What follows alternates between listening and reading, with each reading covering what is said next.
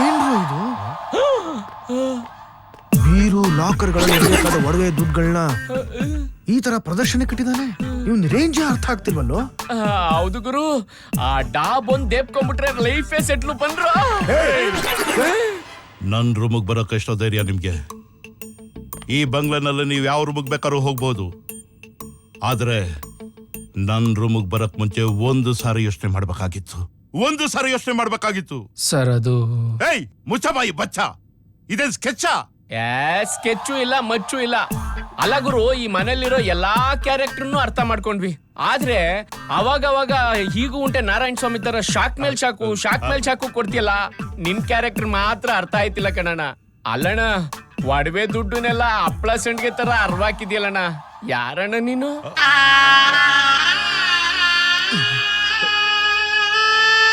ಸತ್ಯ ಹೇಳೋ ಸಮಯ ಈಗ ಬಂದಿದೆ,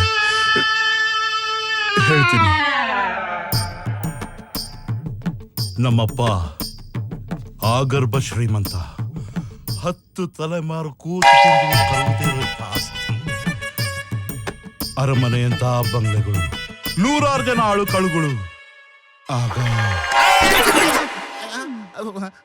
ನೀವ್ ಯಾವಾಗ ಮೇಡಮ್ ಬಂದ್ರಿ? ಹೇಳ್ಕೊಳ್ಸಿರಿ, ನಾನೇ ಬರ್ತಿದ್ನಲ್ಲ. ಹೇ, ನಿನ್ ಕತೆನ ಮುಂದುವರ್ಸು ಸ್ವಾಮಿ. ಕತೆನಾ? ಸ್ಟೋರಿ ಕತೆ. ಅವತ್ತು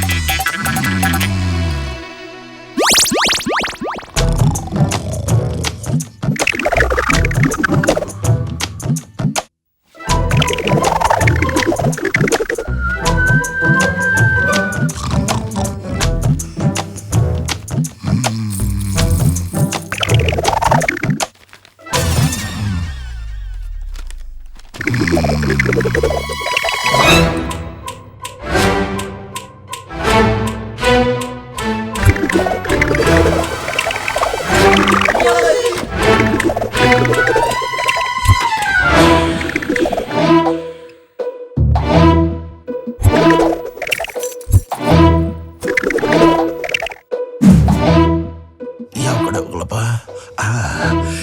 ಇದು ಸರಿ.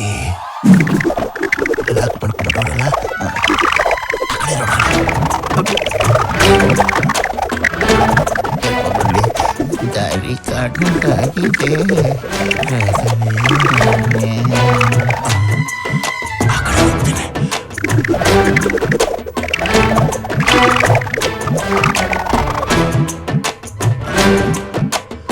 ಅಯ್ಯೋ, ಆಚೆ ಹೋಗ ದಾರಿನೇ ಕಾಣ್ತಾ ಇಲ್ವೇ?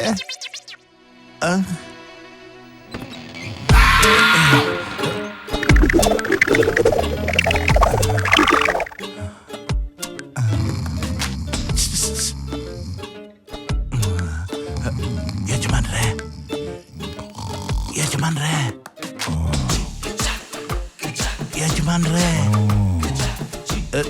ಯಾರು? ದಾರಿ ತಪ್ಪಿದ ಮಗ. ಈ ಭೂತ್ ಬಗ್ಲಿಂದ ಆಚೆ ಹೋಗಕ್ಕೆ ನನಗೆ ದಯವಿಟ್ಟು ದಾರಿ ತೋರಿಸ್ತೀರಾ?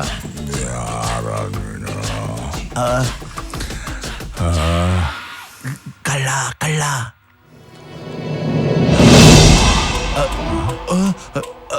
ಗಾಬರಿ ಆಗ್ಬೇಡಿ. ಅಯ್ಯಯ್ಯೋ, ಕಿರಿಚ್ಕೋಬೇಡಿ, ಯಾರ್ಯಾರು ಬಂದ್ಬಿಡ್ತಾರೆ. ಯಜಮಾನ್ರೆ, ಈ ಮನೇಲಿ ನಾನು ಬೇಜಾನ್ ದೀಪಿದ್ದೀನಿ ನೋಡಿ. ಇಷ್ಟೊಂದು ದೋಚಿದ್ದೀನಿ, ಆದ್ರೆ ಆಚೆ ಹೋಗಿ ದಾರಿನೇ ಕಾಣ್ತಾ ಇಲ್ಲ. ಎಲ್ಲ ನೋಡಿದ್ರು ದೊಡ್ಡ ರೂಮ್ಗಳು, ಅಡುಗೆ ಮನೆ, ಬಚ್ಚಲ ಮನೆ, ಬಾಗಿಲು, ಕಿಟಕಿ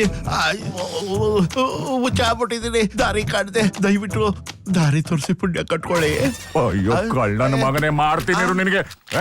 ಹಲಾಲ್ ಕೋರ್ ನನ್ನ ಮಗನೇ, ನನ್ನ ಮನೆಗೆ ಬಂದು ಕಳ್ತನ ಮಾಡಿ ನನ್ನನ್ನೇ ಎಬ್ಬರಿಸಿ ಆಚೆ ದಾರಿ ಎಲ್ಲಿ ಅಂತ ಕೇಳ್ತಾ ಇದ್ಯಾ?